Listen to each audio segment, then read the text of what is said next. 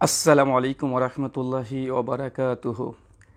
ইন্নাল হামদালিল্লাহি নাহমাদুহু ওয়া নাস্তাঈনুহু ওয়া নাস্তাগফির ওয়া নাউযু বিল্লাহি মিন শুরুরি আনফুসিনা ওয়া মিন সাইয়্যাতি আমালিনা মান ইয়াহদিহিল্লাহু ফালা মুদিল্লা লাহু ওয়া মান ইউদ্লিল ফালা হাদিয়া লাহু ওয়া আশহাদু আল্লা ইলাহা ইল্লাল্লাহু ওয়াহদাহু লা শারীকা লাহু ওয়া আশহাদু আন্না মুহাম্মাদান আবদুহু ওয়া রাসূলুহু আম্মা বা'দ।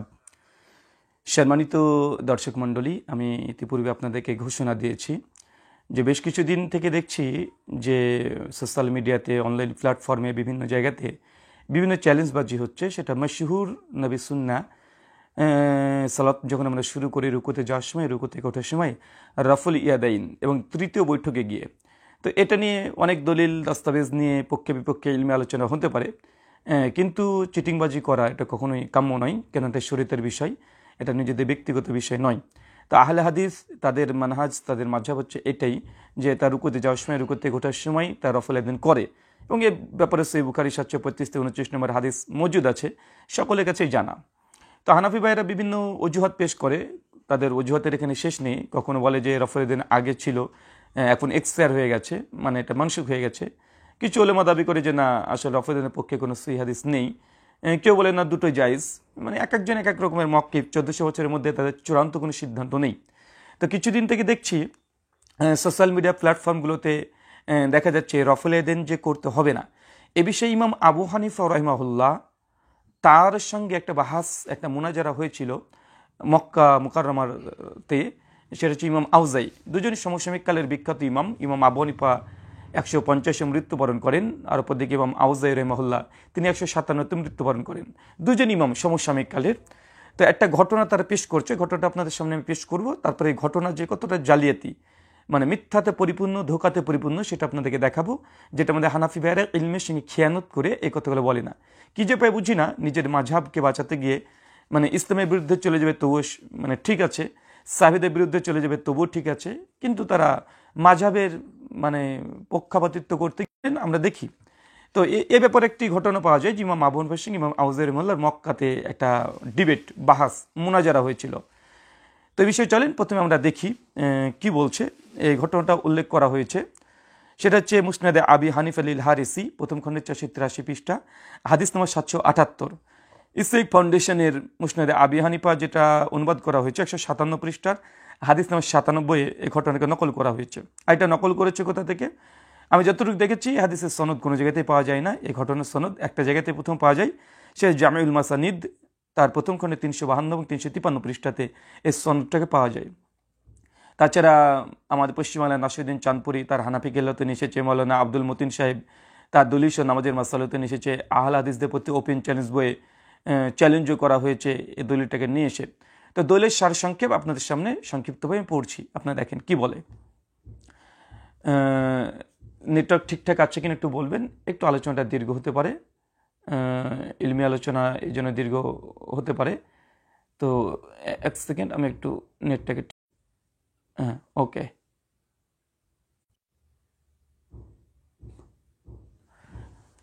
হ্যাঁ, তো এখানে ঘটনা চলেন, ঘটনাটা কি আছে আমি দেখি।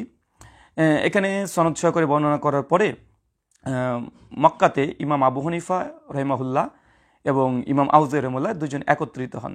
তখন আউজাই রাহিমাহুল্লাহ তিনি ইমাম আবু হানিফাকে প্রশ্ন করছেন, বলছেন আবু হানিফাকে বললেন, তোমাদের কি হলো, তোমরা রুকুতে যেতে এবং রুকু থেকে ওঠার সময় রফল ইয়াদাইন করো না কেন?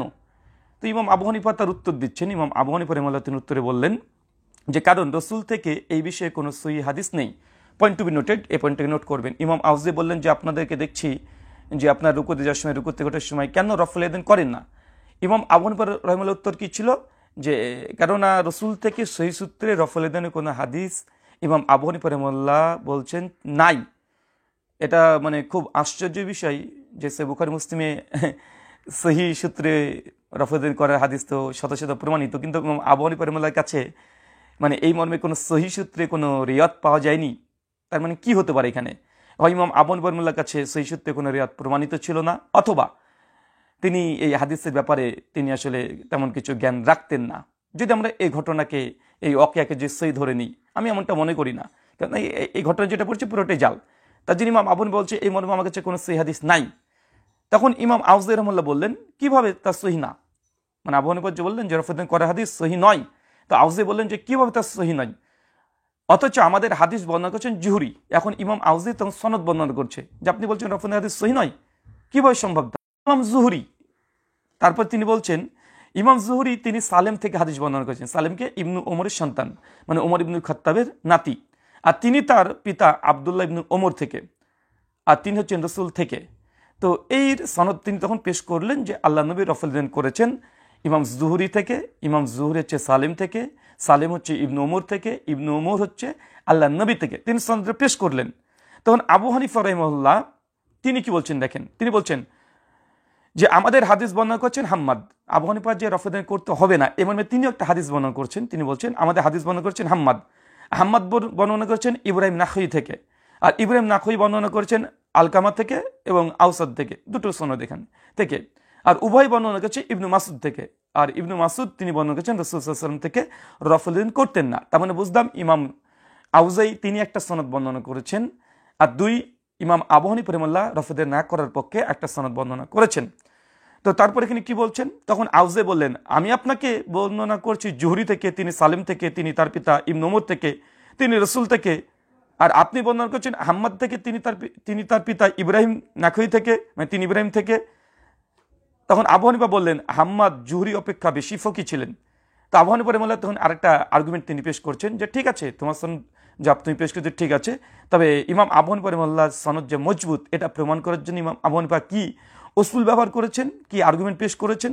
তিনি বলছেন যে আবু হানিফা বললেন হাম্মাদ জুহরির থেকে বেশি ফকি, কেন হাম্মাদ তিনি হচ্ছেন রফুদ্দিন না করার পক্ষে হাদিস বর্ণনা করেছেন, আর ইমাম জুহরি রাহিমাহুল্লাহ তিনি রফুদ্দিন করতে পক্ষে। তার জন্য ইমাম আবু হানিফা বলছেন যে জুহরির চেয়ে হাম্মাদ বেশি ফকি ছিলেন এক। তারপর তিনি বলছেন ইব্রাহিম নাখই সালেম থেকে বেশি ফকি ছিলেন, মানে রফুদ্দিন তার দলিল পেশ করছেন। 3 নম্বর তিনি বললেন যে ইবনু ওমর থেকে, ইবনু ওমর মানে আলকামা থেকে ইবনু ওমর কম ফকি ছিলেন না। তারপর তিনি বলেন ইবনু মাসুদি। তার মানে এখান থেকে মানে কয়েকটা বিষয় বুঝতে পারলাম। চলেন আমরা ডিটেল বিস্তারিত এই বিষয়ে আপনাদের কাছে ইলম দেওয়ার চেষ্টা করব, নিরপেক্ষ দৃষ্টিভঙ্গি নিয়ে আলোচনাটা শুনবেন। প্রথম কথা যদি আমরা ধরে নিই পয়েন্ট অফ ভিউ, যে ইমাম আবু হানিফা রাহিমাহুল্লাহ এই ঘটনা থেকে আমরা বুঝতে পারি যে তিনি একথা বলছেন না যে রফুদ্দিন মানসুখ হয়ে গেছে, একথা দাবি করেনি। 2 নম্বর তিনি বলছেন যে রফুদ্দিন করার কোনো হাদিস তার কাছে প্রমাণিত নয়, বা রফুদ্দিনের কোনো হাদিস সহিহ সূত্র ইমাম আবু হানিফার কাছে নেই। এটা দ্বারা প্রমাণ হয় যে ইমাম আবু হানিফা রাহিমাহুল্লাহ হাদিসের ব্যাপারে মিসকিন ছিলেন, যদি এই ঘটনাকে সহি ধরে নিই। কেন এতগুলো হাদিস ইমাম বুখারী স্বতন্ত্র গ্রন্থ রচনা করলেন, বুখারী মুসলিমে যে হাদিসের সনদ প্রমাণিত আছে, পৃথিবীর ইতিহাসে মুসলিম উম্মার ইতিহাসে ইমাম আবু হানিফার পূর্বে বা পরে আজ পর্যন্ত রফুলিয়াদিন করার যে কোনো সহি হাদিস নেই, আজমার জানা মত তোমার ইলম মোতাবেক কেউ বলেনি। প্রথম যদি বলে থাকে এই ঘটনাই, তার মানে কিন্তু কি প্রমাণিত হয় ইমাম আবু হানিফা রাহিমাহুল্লাহ হাদিসের ব্যাপারে মিসকিন ছিলেন। হানাফি ভাইরা মানবেন যে তার কাছে রফুদ্দিন করার পক্ষে কোনো হাদিস নেই, হচ্ছে বুখারী মুসলিমে প্রমাণিত আছে। পৃথিবীর ইতিহাসে ইসলামের হিস্ট্রিতে 1442 হিজরি মানে 1400 বছরের মধ্যে কেউ বলেনি। একটা দলিল পেশ করেন যে ইমাম আবু হানিফার পূর্বে কে বলেছে যে রফুদ্দিন করার কোনো হাদিস সহিহ সূত্রে প্রমাণিত নয়, ইমাম আবু হানিফা বলছেন এখানে। তার মানে বোঝাচ্ছে, এই থেকে বোঝা যায় যে ঘটনাটা পুরোটাই জাল এবং মিথ্যা। তৃতীয় বিষয়, যে ইমাম আবু হানিফা রাহিমাহুল্লাহ তিনি যে সনদ পেশ করেছেন এবং ইমাম আউজাই রাহিমাহুল্লাহ রফুদ্দিন করার পক্ষে যে সনদ পেশ করেছেন, ইমাম আবু হানিফা রাহিমাহুল্লাহ স্টিল নাও ওইখানে ইমাম আউজাইর সনদকে যঈফ প্রমাণ করতে পারেনি, বরং কি বলেছেন যে তোমার সনদের চাইতে আমার সনদের মান উঁচু মানের, এটা দেখিয়েছে, কি যঈফ প্রমাণ করতে পারেনি। আলহামদুলিল্লাহ, যঈফ প্রমাণ করতে পারেনি ইমাম আউজাইর সনদকে। চতুর্থ বিষয়, আচ্ছা ইমাম আবু হানিফা রাহিমাহুল্লাহ যে বললেন যে এই ঘটনাতে যে আসলে ইমাম আউজাই যে সনদ, এই সনদটা যঈফ এবং ইমাম আবু হানিফা রাহিমাহুল্লাহর কাছে কোনো সহিহ সূত্রে কোনো প্রমাণিত নেই। তার মানে ইমাম আবু হানিফা এই সনদে রফুদ্দিন করার পক্ষে ইমাম আউজাই যে দলিল পেশ করেছে, সনদ চেন অফ ন্যারেশন পেশ করেছে, কাকে তিনি যঈফ প্রমাণ করার চেষ্টা করছেন, কে যঈফ? কারণ এখানে কে বর্ণনা করছেন? ইমাম আউজাই। ইমাম আউজাইকে যঈফ কে বলেছে পৃথিবীর কোন ইতিহাসের রিজাল্ট থেকে দেখাতে পারবেন? জি না। দ্বিতীয় নম্বর হচ্ছে জুহরি, ইমাম জুহরি কি যঈফ? 3 নম্বর সালিম কি যঈফ? বিখ্যাত তাবেঈ, ইবনে ওমরের সন্তান, ওমর বিন খাত্তাবের নাতি, তিনি কি যঈফ? চতুর্থ, সালিম বর্ণনা করছে ইবনে ওমর থেকে, তিনি তো সাহাবী রাসূল, আর তিনি বর্ণনা করছেন রাসূল থেকে। তার মানে বোঝা গেল রফুদ্দিন করার পক্ষে যে সনদ আছে মাত্র 5 জন এখানে রাবি, এক ইমাম আউজাই, 2 জুহুরি, 3 সালিম, 4 ইবনে ওমর, তারপরে নবী। মানে মাঝখানে মাত্র 3টে সনদ লাগছে ইমাম আউজাই থেকে রসুল পর্যন্ত পৌঁছাতে, মাত্র 3টে সনদ, জুহুরি, সালিম, ওমর, এই 3জন। তো কে জয়ীব এখানে? ইমাম আবু হানিফা যে বললেন জারফুদ্দিন করার পক্ষের হাদিস জয়ীব, তো কই কে জয়ীব এই 5 জনের মধ্যে? হানাফিদের কাছে প্রশ্ন আমার, কে জয়ীবের মধ্যে? কাকে জয়ীব বলতে চাচ্ছেন? নবীকে জয়ীব বলবেন না তো? আবার নবীর আমলকে বা ইবনে ওমর সাহাবী রাসূলকে জয়ীব বলবেন না তো? বা সালিম তার সন্তানকে, অথবা ইমাম জুহুরিকে, ইমাম আউজাইকে কে জয়ীব? দলিল পেশ করেন।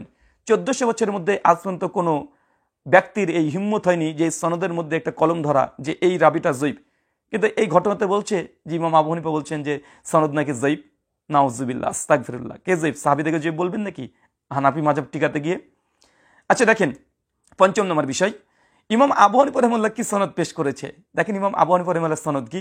ইমাম আবু হানিফা 1, 2 তিনি বলছেন তার উস্তাদ হাম্মাদ থেকে, 3 তার উস্তাদ ইব্রাহিম নাখই থেকে, 4 আলকামা থেকে বা আওসাদ থেকে, 5 নম্বর ইবনে মাসুদ থেকে, 6 নম্বর রাসূল থেকে। তার মানে ইমাম আবু হানিফার সনদের 6 জন রাবী। আলহামদুলিল্লাহ, এই সনদের চেন থেকে, সনদের ধারাবাহিকতা থেকে প্রমাণিত হয় যে ইমাম আউজাই মাত্র টোটালি 5 জন পাওয়া যায়। আউজাই, জুহরি, সালিম, ইবনে ওমর আর রসুল, এই 5 জন। নবী আলাইহিস সালামকে যদি বাদ পড়ে যায় আর আউজাই যদি বাদ পড়ে যায়, যিনি রিওয়ায়াত করছেন, তার মাত্র 3 জন। অথচ ইমাম আবু হানিফা রাহিমাহুল্লাহ সনদে কয়জন? 6 জন। মানে এই রফুদ্দিন করার পক্ষে রেওয়াতে অন্তত একজন রাবী কম আছে, আলহামদুলিল্লাহ। 6 নম্বর বিষয়, এই এই ঘটনার তাহকিক কি?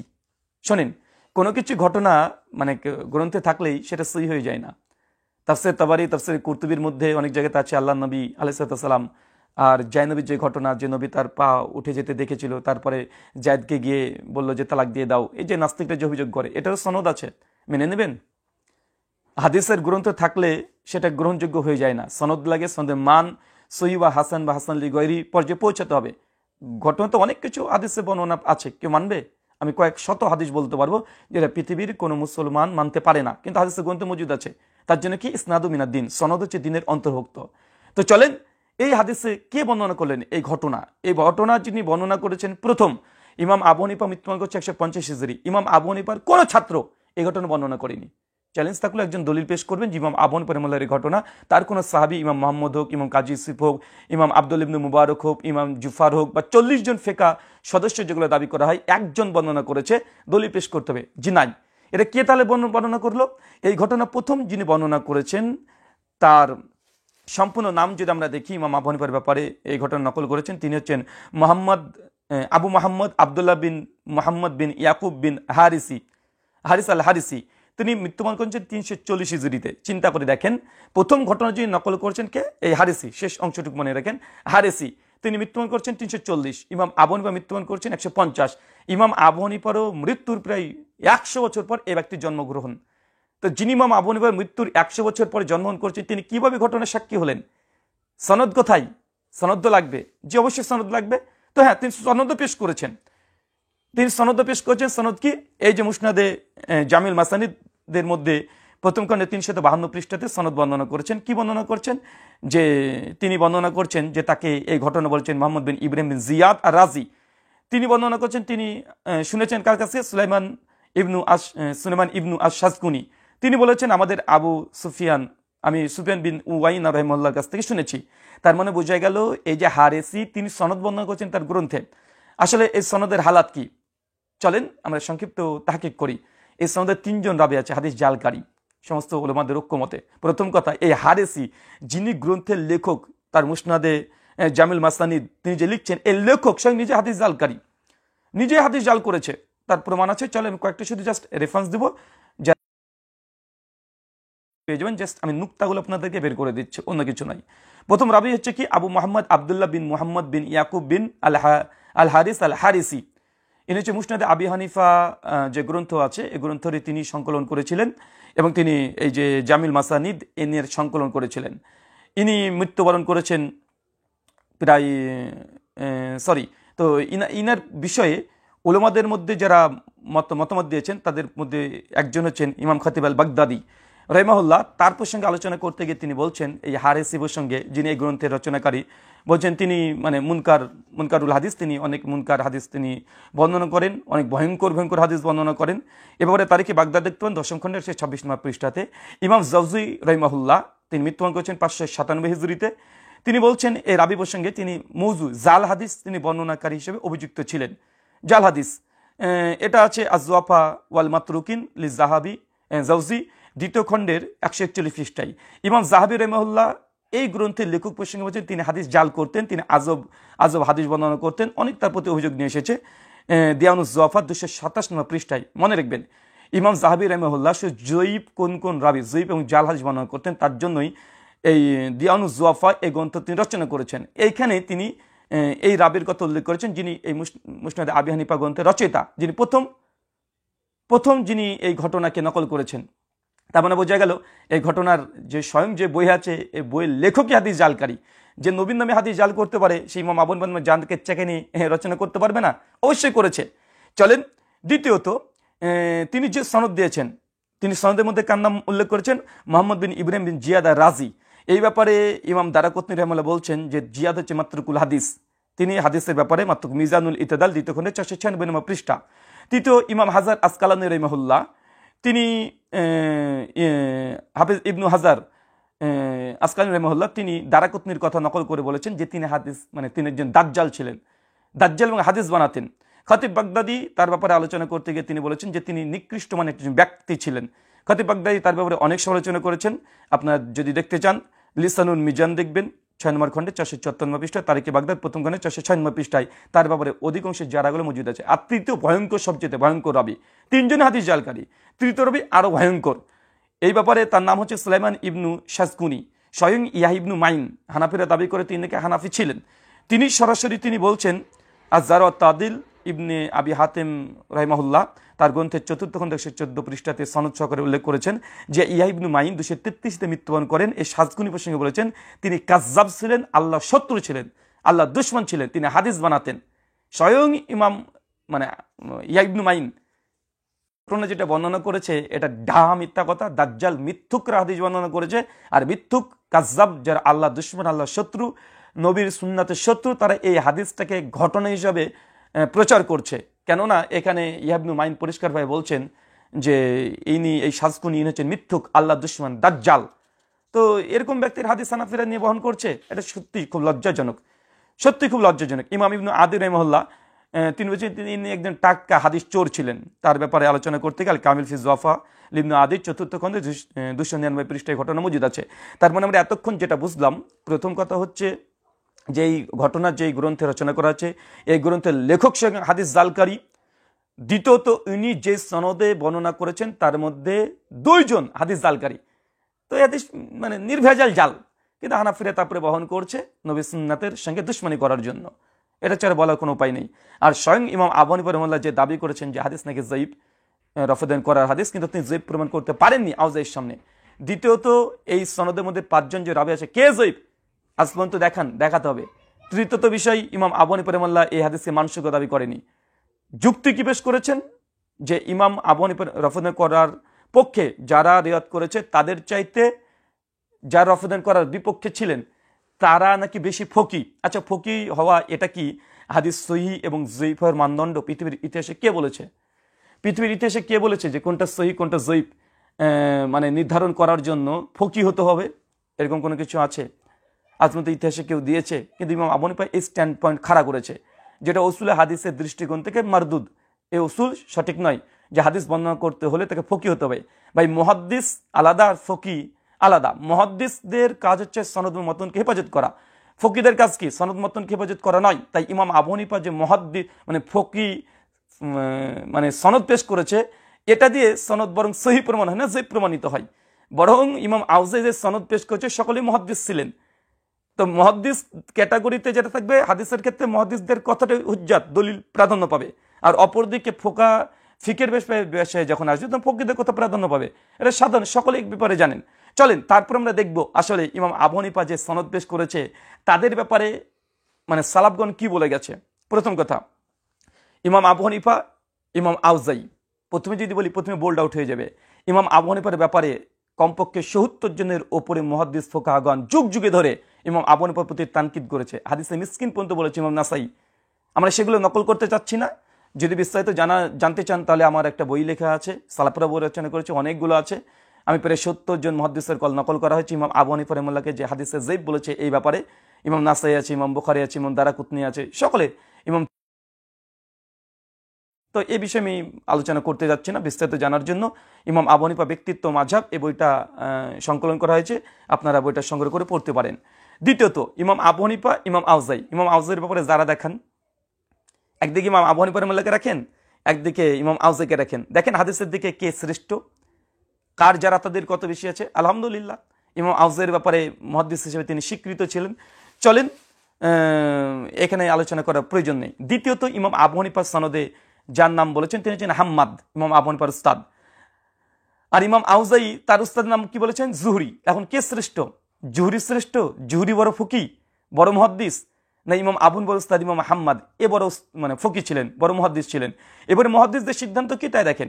ইবনু সাদ রাহিমাহুল্লাহ তিনি আলোচনা করছেন তার তাবাকাতুস সাদ 6 নম্বর খণ্ডে 325 নম্বর পৃষ্ঠাতে হাম্মাদ প্রসঙ্গে তিনি লিখছেন যে হাম্মাদ তিনি কি ছিলেন, যে হাম্মাদ হাদিসের ব্যাপারে যায়েফ ছিলেন। হাম্মাদ কে বলছেন? ইমাম আবু হানিফার উস্তাদ হাম্মাদ কে ইমাম সাদ বলছেন তিনি হাদিসের ব্যাপারে যায়েফ ছিলেন, পরিষ্কার যায়েফ ছিলেন। শুধু এতটুকু নয়, তিনি বলছেন শেষ জীবনে তিনি তার ইখতিলাতের শিকার হয়েছিল, মানে মস্তিষ্কের মধ্যে বিকৃত সাধন হয়েছিল, মানে ভুলে যেতেন শেষ বয়সে। তৃতীয় বিষয়ে তিনি বলছেন তিনি আকীদায় তিনি মুরজিয়া ছিলেন। চতুর্থ, ওসমান আল বাত্তা বলেন হাম্মাদ যখন রায় দ্বারা বলতেন তখন তা সঠিক হতো, আর যখন ইব্রাহিম ছাড়া অন্য কারো থেকে বর্ণনা করতেন তখন ভুল হতো। তার মানে বোঝা গেল যে হাম্মাদ যে রফেদেন করতে হবে না, ইমাম আবু হানিফার উস্তাদ তিনি মুরজিয়া ছিলেন, তিনি হাদিসের ব্যাপারে তিনি যায়েফ ছিলেন, তিনি ইখতিলাতের শিকার হয়েছিলেন। এটা হচ্ছে রফেদেন না করার পক্ষে ইমাম আবু হানিফা তার উস্তাদের সনদ যেটা পেশ করেছে। আলহামদুলিল্লাহ ইমাম আউজাই কি পেশ করেছে? জুহরি থেকে। জুহরিকে আরে বুখারী পৃষ্ঠে পৃষ্ঠে পড়লে তার নাম পাওয়া যায়, সেই বুখারী। তো জুহরি সম্পর্কে দেখেন একই ব্যাপার। ইবনে সাদ তিনি কি বলছেন তার মানদণ্ডে? ইবনে সাদ তিনি বলছেন তার তাবাকাতুল ইবনে সাদ 5ম খণ্ডে 356 থেকে 357 পৃষ্ঠায় তার ব্যাপারে আলোচনা করেছেন। তিনি বলছেন যে জুহরি ব্যাপক হাদিসের পাণ্ডিত্যতার মধ্যে ছিলেন, তিনি ইলম এবং বর্ণনার অধিকারী ছিলেন, তিনি সব বিষয়ে ফকি ছিলেন। তো জুহরিকে যদি তিনি মুহাদ্দিস ছিলেন একজন এবং তিনি ফকিও ছিলেন, তাই ইমাম আবু হানিফা রাহিমাহুল্লাহ যদি এই কথা বলে থাকে যে জুহরির চাইতে হাম্মাদ অধিক ফকি ছিলেন, এটা ভুল কথা। বরং হাম্মাদের চাইতে জুহরির ফিকের দিক থেকে দিকপাল পণ্ডিত ছিলেন এবং মুহাদ্দিস হিসাবে এই হাম্মাদের চাইতে অনেক এগিয়ে ছিলেন। তার মানে ইমাম আবু হানিফা রাহিমাহুল্লাহ যে কিয়াস করেছেন এই কিয়াসটা বাতিল। ইতিহাস এবং রিজাল শাস্ত্রের মানদণ্ডে কোনোভাবেই হাম্মাদ জুহরির চাইতে বড় ফকি এবং মুহাদ্দিস ছিলেন না। যদি কেউ বলে যে ছিলেন তাহলে রাতকে দিন করার সমতুল্য। চলেন এই ব্যাপারে ইমাম ইবনু হিব্বান কি বলছেন, কে বেশি বড় ফকি, কে বেশি বড় মুহাদ্দিস, জুহরি না হাম্মাদ? হাম্মাদ হচ্ছে ইমাম আবু হানিফার উস্তাদ আর জুহরি হচ্ছে ইমাম আউজাইয়ের উস্তাদ। ইমাম ইবনু হিব্বান কি বলছেন দেখেন, তার সিক্কাতের মধ্যে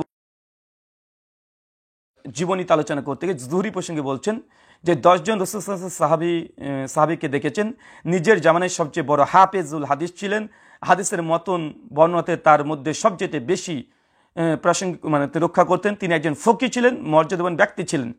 তার মানে এখানে ইমাম ইবনু হিব্বান তাকে ফকি হিসেবে স্বীকার করছেন, তাকে মুহাদ্দিস হিসেবে স্বীকার করছেন এবং আল্লাহ সাল্লাল্লাহু হাদিস বর্ণনা করি অধিক যারা বর্ণনা করেছে তার মধ্যে ইমাম জুহরি ছিলেন। অপরদিকে ইবনু হিব্বান ইমাম আবু হানিফার উস্তাদ হাম্মাদ প্রসঙ্গে কি বলছেন, তিনি বলছেন যে তিনি মানে ইমাম ইবনু হিব্বান তাকে সিক্কাতে নকল করে বলছেন তিনি মুরজিয়া ছিলেন, মানে তার প্রতি অভিযোগ করেছেন 2273 নম্বর কর্মীকে জীবনীতে ইমাম ইবনু হিব্বানের সিক্কাতের মধ্যে। তৃতীয় দেখেন ইমাম নাসাই কাকে বেশি বড় ফকি মুহাদ্দিস বলছেন, ইমাম জুহরি না ইমাম হাম্মাদ? হাম্মাদ প্রসঙ্গে বলছেন যে তিনি মুরজিয়া ছিলেন। আর অপরদিকে ইমাম নাসাই হাম্মাদ প্রসঙ্গে মানে একদম মানে প্রশংসায় পঞ্চমুখ করে দিয়েছেন।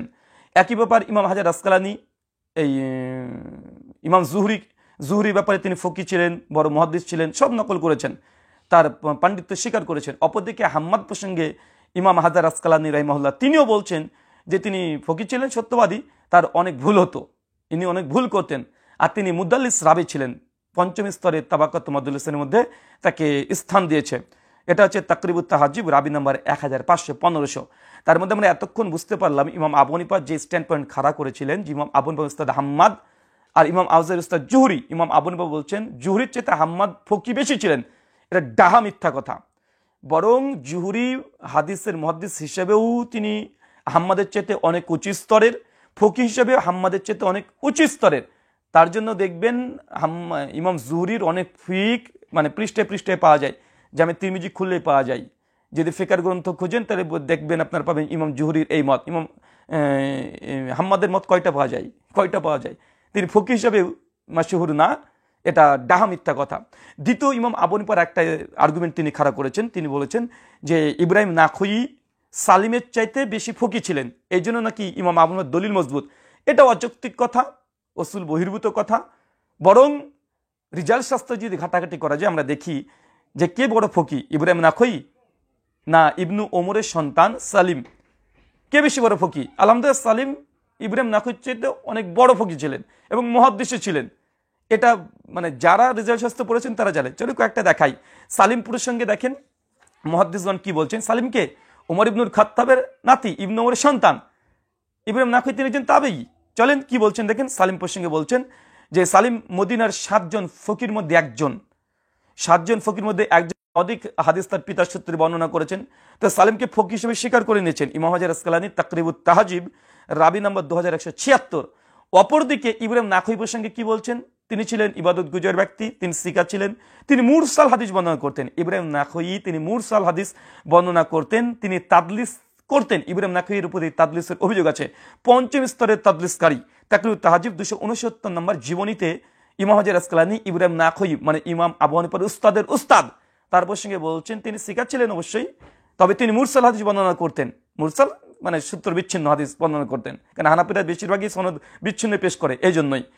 আর তারপর তাকে বলছে তিনি মুদাল্লিস ছিলেন, মানে উস্তাদের নাম গোপন করে তিনি হাদিস বর্ণনা করতেন, যেটা মিথ্যা, এটা মিথ্যার একটা অন্তর্ভুক্ত। তাছাড়া ইমাম হাজার আসকালানী বলছেন যে বিশেষ করে ইবনে মাসউদ এবং আনাস থেকে তিনি যখন হাদিস বর্ণনা করতেন তখন মুরসাল হাদিস বর্ণনা করতেন। এ বিষয়েও তাবাকাতুল মুদাল্লিসিন 35 নম্বর জীবনীতে ইমাম হাজার আসকালানী এই যে হানাফিদের ইমাম আবু হানিফার উস্তাদের উস্তাদ ইব্রাহিম নাখই প্রসঙ্গে এই কথা বলেছেন। আর অপরদিকে ইবনে ওমরের সন্তান সালিম, তার কথা কি আর বলতে আছে? কে বলবে ইবনে ওমরের সন্তানের কথা? পৃষ্ঠে পৃষ্ঠে যার হাদিস পাওয়া যায়। তাই ইমাম আবু হানিফা রাহিমাহুল্লাহ যদি বলে থাকেন যে সালিমের চাইতে ইব্রাহিম নাখই বড় ফকি ছিলেন, ডাহা মিথ্যা কথা। বরং সালিম বড় যেমন ফকি ছিলেন ইমাম হাজার বলে দিয়েছেন, ঠিক একইভাবে তিনি বড় মাপের মুহাদ্দিস ছিলেন, হাদিসে বর্ণনা করেছেন। ইমাম ইজদি রাহিমাহুল্লাহ তার প্রসঙ্গে একই কথা নকল করেছেন। ইমাম ইজদির কথাগুলো আপনি দেখে নিতে পারেন। আসিকাত 499 নম্বর জীবনী এবং আসিকাত 45 নম্বর জীবনীতে দুজনের ব্যাপারে তুলনা করা হয়েছে এবং ইমাম ইজদি রাহিমাহুল্লাহ সালিমকে বড় ফকি এবং মুহাদ্দিস বলেছেন। আর অপরদিকে ইব্রাহিম নাখইর ব্যাপারে অনেক দুর্বল কথা পেশ করেছেন। দ্বিতীয় নম্বর বিষয় দেখেন, এখানে সর্বশেষ যে বিষয়ে ইমাম আবু হানিফা কম্পেয়ার করতে চেয়েছেন সেটা হচ্ছে আলকামা আর ইবনু ওমর থেকে ফকির ক্ষেত্রে কম ছিলেন না। ইমাম আবু হানিফা কি বলছেন যে আলকামা ইবনু ওমরের চাইতে ফকি হিসেবে কম ছিলেন না। মানে এটা যে কত ভয়ঙ্কর কথা। এই যে আলকামা বা আউসাদ কে? তাবেঈ। ইবনু ওমর কে? সাহাবী। তো সাহাবী আর কোথায় তাবির তুলনা হয়? নাউজুবিল্লাহ মিন জালিক। কিন্তু এই ঘটনাতে আছে। ইমাম আবু হানিফা নাকি বলেছেন আলকামার চাইতে কম ছিলেন না, আলকামা ইবনু ওমরের চাইতে কম ছিলেন না। কোথায় একজন তাবি আর কোথায় একজন সাহাবী তুলনা করা যায়? নাউজুবিল্লাহ মিন জালিক, নাউজুবিল্লাহ। ইবনু ওমর ওমর বিন খাত্তাবের সন্তান, তিনি হচ্ছেন রফুদান করার পক্ষে। আর এই যে আলকামা ইনি হচ্ছেন একজন তাবেঈ, রফুদান করার বিপক্ষে। ইমাম আবু হানিফার উস্তাদের উস্তাদের উস্তাদ, ইব্রাহিম নাখইর উস্তাদ। তো ভাই এটা আমাকে আলোচনা করার জরুরত নেই, লজ্জা লাগছে আমাকে এই আলোচনা করতে যে কে বড় বেশি ফকি, কে বেশি বড় মুহাদ্দিস, ইমাম আবু হানিফা এই আলকামা না ইবনু ওমর? একজন সাহাবী একজন তাবেঈ, এখানে কোনো কম্পেয়ার চলে? তো সম্মানিত দর্শক আলোচনা করতে চাই আমি, মানে আরো ঘন্টাব্যাপী আলোচনা করতে পারবো শুধু মানে এই হাদিসকে যে জাল করা হয়েছে এবং এটা কোনোভাবেই ইমাম আউজাই রাহিমাহুল্লাহ যে সনদ পেশ করেছেন, আলহামদুলিল্লাহ যে সনদ ইমাম আউজাই রাহিমাহুল্লাহ পেশ করেছেন ইমাম আবু হানিফার মুখের ওপরে, ইমাম আবু হানিফা রাহিমাহুল্লাহ ইমাম আউজাইয়ের সনদকে দুর্বল প্রমাণ করতে পারেনি। আলহামদুলিল্লাহ শুধু মুখে দাবি করেছে যে রফুদান করার হাদিস এটা যায়েফ, কিন্তু আউজাইয়ের সামনে পারেনি। ইমাম আউজাইয়ের সামনে ইমাম আবু হানিফা যায়েফ প্রমাণ করতে পারেনি। দুনিয়াতে আজ পর্যন্ত কোনো হানাফি বিদ্বান জন্মগ্রহণ করেনি যে রফুদানের কোনো হাদিসকে যায়েফ প্রমাণ করবে, কেন তাদের ইমাম স্বয়ং আবু হানিফা রাহিমাহুল্লাহ তিনিই পারেনি। ভাই এখানে ইমাম আবু হানিফা রাহিমাহুল্লাহর কোনো মানে ইজ্জতের প্রতি আমি হানি করছি না, কেন এই ঘটনা আমি বিশ্বাসই করি না, এই ঘটনা জাল। এই ঘটনা জাল, স্বয়ং এই সাজকুনি হাদিস জাল করেছে, হারিসি হাদিস জাল করেছে। এই ঘটনা ইমাম আবুল নামে মিথ্যা প্রচার করেছে, হানাফিরা ওই প্রচার করে বেড়াচ্ছে। তার মানে যদি ধরে নি এই ঘটনা থেকে ইমাম আবু হানিফাকে বলতে হবে তিনি না উসুল বুঝতেন, না ফিক বুঝতেন, না হাদিস বুঝতেন, কিছু বুঝতেন না, যদি সহি ধরে নি। কিন্তু এই ঘটনা সহি নয়, তাই হানাফিদের লজ্জা লাগা উচিত। বরং ইমাম আবু হানিফা রাহিমাহুল্লাহর সঙ্গে বাহাস হয়েছিল, এটা ঠিক, মুনাজারা হয়েছিল। কোথায় হয়েছিল? কুফাতে হয়েছিল। কার সঙ্গে হয়েছিল? সুফিয়ান সাউরির সঙ্গে, যেটা ইমাম বাইহাকি তার সুনান কুবরা বাইহাকিতে সনদ সহকারে সহি সনদ সহকারে নকল করেছেন।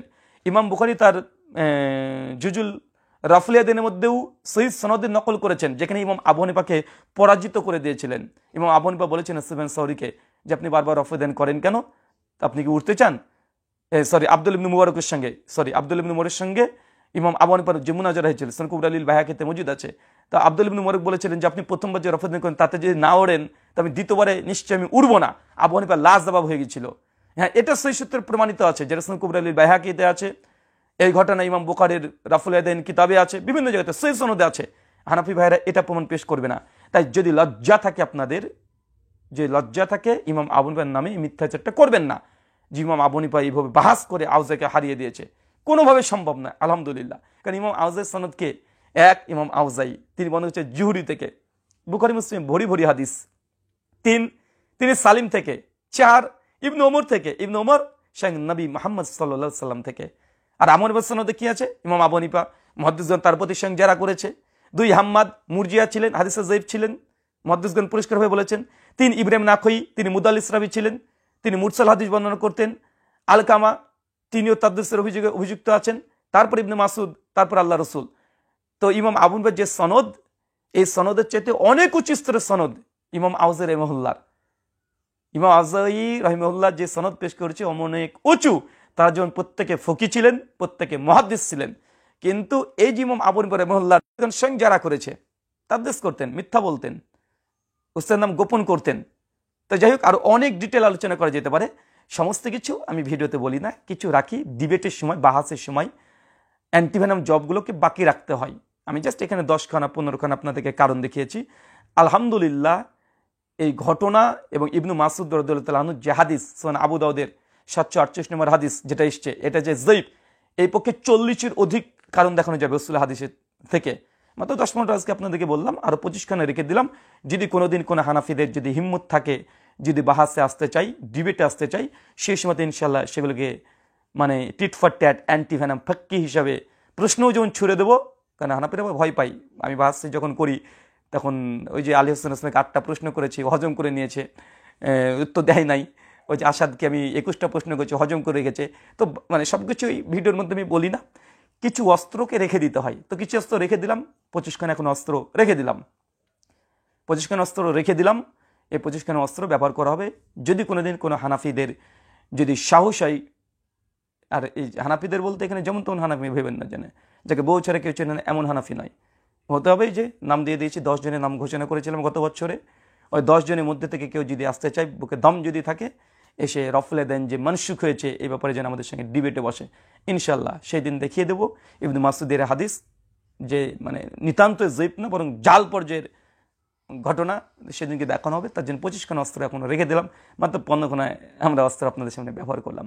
শুকরান, জাযাকাল্লাহু খায়রান, বারাকাল্লাহু ফিকুম। এই হাদিস ইমাম আবু হানিফা আউজাকে হারিয়ে দিয়েছে, হাদিস জাল, ডাহা, মিথ্যা কথা। বরং ইমাম আবু হানিফা রাহিমাহুল্লাহকে হারিয়ে দিয়েছে স্বয়ং তার ছাত্র ইবনুল মুবারক, সুনান কুবরা বাইহাকিতে সেই সনদে মজুদ আছে। তাই 1400 বছর হয়ে যাচ্ছে, কোনো হানাফিদের হিম্মত হয়নি যে রফেদের হাদিসকে যায়ীফ প্রমাণ করবে। আলহামদুলিল্লাহ, ইমাম আবু হানিফা যায়ীফ প্রমাণ করতে পারেনি, স্টিল নাও ইমাম আবু হানিফা আজদের সামনে যায়ীফ প্রমাণ করতে পারেনি। আর তিনি যেই স্ট্যান্ড পয়েন্ট খাড়া করেছেন, হাদিস সহিহ হওয়ার জন্য বড় ফকি হতে হবে, এটা কোনো ওসুলই নয়, তারপরে আলহামদুলিল্লাহ সেই স্ট্যান্ডেই জুহরি সনদ, মানে আউজের সনদ, সকলেই ফকি, সকলেই মুহাদ্দিস। আবু হানিফা রাহিমাহুল্লাহর সনদ যেটা ছিল, মুহাদ্দিস তো খুব কমই আছে, ফকি ছিলেন। তারপরে হাদিস বর্ণনা করলে হাদিস ভুলভাল বর্ণনা করতেন, মুরসাল বর্ণনা করতেন, তাদলিসের অভিযোগ আছে, স্বয়ং তো আবু হানিফা রাহিমাহুল্লাহর প্রতি অভিযোগ আছে। সে বিষয়ে আমি আলোচনা করতে চাই না, শুধু এতটুকু বলতে চাই, আবু হানিফা রাহিমাহুল্লাহ তিনি ইমাম, তিনি ফিকার ইমাম, আহলুর রায়দের ইমাম। আলহামদুলিল্লাহ, আহলুর রায়দের ইমাম হিসেবে তিনি স্বীকৃত, তাকে আমরা ভালোবাসি, সম্মান করি, তার সঙ্গে আমাদের কোনো শত্রুতা, কোনো বিদ্বেষ নেই। যদি এই কথাগুলো বলার কারণে যদি ভাবেন যে আবু হানিফা রাহিমাহুল্লাহর সঙ্গে শত্রুতা বা বিদ্বেষ আছে, এটা নিছক মিথ্যা কথা।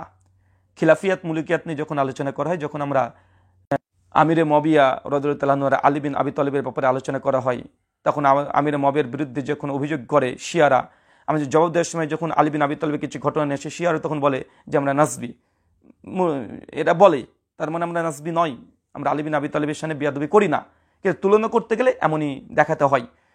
খ্রিস্টান যেমন বলে যে মুসলিমরা ঈসা নবীকে সম্মান করে না, কেন? ঈসা নবীকে আমরা আল্লাহর পুত্র বলি না, তারা যে মাকাম দিয়েছে সেই মাকাম আসলে সহিভাবে প্রমাণিত নয়, সেটা যখন প্রতিবাদ করি তখন আমাদেরকে বলে আমরা নাকি গুস্তাকে ঈসা।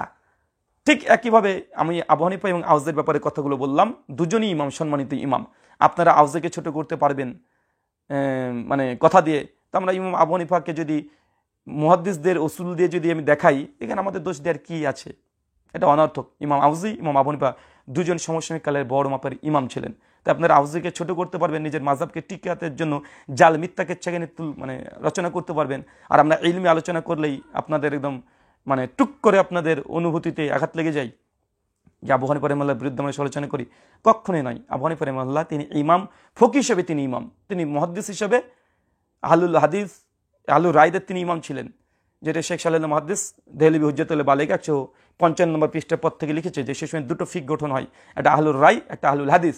তা আহলুর রায়দের ইমামকে ইমাম আবু হানিফা রাহিমাহুল্লাহ, আর আহলুর রায় বলতে বুখারী, মুসলিম, আবু দাউদ, তিরমিজি, ইমাম আহমদ, ইমাম শাফি, এরা। তাই আগে বুঝতে হবে এগুলোই শুধু আবেগ দিয়ে কোনো ধর্ম চলে না, জালিয়াতি করে নিজের মাযহাবকে টিকানো যায়, ইসলামকে টিকানো যায় না। আলহামদুলিল্লাহ, কুল জাল হাক্কু ওয়া যাকাল বাতিল ইন্নাল বাতিলা কানা যাহুকা। যখন সত্য আসিয়াছে মিথ্যার সামনে, মিথ্যা তখন বিলুপ্ত হইবে, মিথ্যা তো বিলুপ্ত হইবার জন্য। সূরা বনী ইসরাঈল 17 আয়াত নম্বর 81। ওমা আলাইনা ইল্লাল বালাগ সুবহানাকা আল্লাহুম্মা ওয়া বিহামদিক ওয়া আশহাদু আল্লা ইলাহা ইল্লা আনতা আস্তাগফিরুকা ওয়া আতুবু ইলাইক। আসসালামু আলাইকুম ওয়া রাহমাতুল্লাহি ওয়া বারাকাতুহু।